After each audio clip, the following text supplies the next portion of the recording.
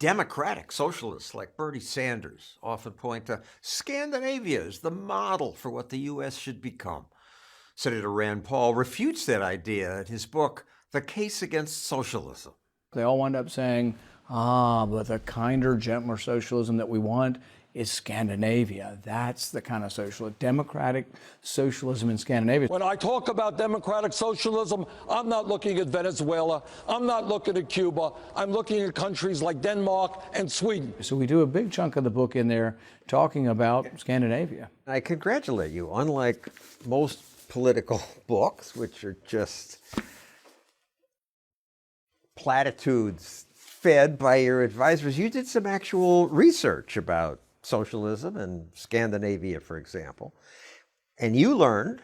We learned that actually Bernie is too much of a socialist for Scandinavia, that he probably could not get elected in any of the Scandinavian countries. And this is, I think, a surprise to both him and to a lot of his supporters, because when he started talking about Denmark being socialist, the Prime Minister of Denmark came out publicly and said, Bernie, quit it. You're bad for business. We are not socialist, and if the rest of the world thinks Denmark's socialist, they won't come here and invest money. Denmark is far from a socialist planned economy. We found that basically it's not true that the Scandinavian countries are socialist. Basically, they have private property, private stock exchange. When different freedom or economic indexes are listed, they're in the top 10 of the most free countries. Now, they do have a big welfare state. But we also learned that what Bernie promises and what AOC promises in our country is untrue. They say we're going to have a lot of free stuff that a socialist state gives you, but only the rich people are going to pay for it, only the top 1%.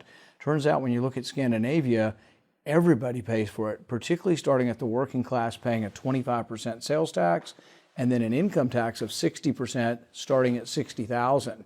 And really, the rich in our country pay a lot more. 60% for people making $60,000 a year. So they hit the middle class. Yeah, and you know, in our country, what you'd pay? Some people making $60,000 might not pay any, but they pay very, very little, less than 10%. Particularly with the new tax cut, we've taken a lot of people off on the bottom and the middle off of our rolls completely. But the rich pay a lot more in our country than they actually do in Scandinavia. So his whole stick it to the rich thing that he's promoting isn't true in Scandinavia. He says in our country, the corporate income taxes, the evil corporations aren't paying enough.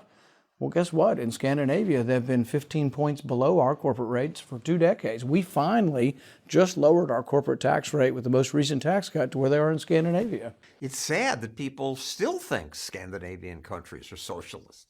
Rand Paul exposes more lies about socialism in our full interview at johnstossel.com.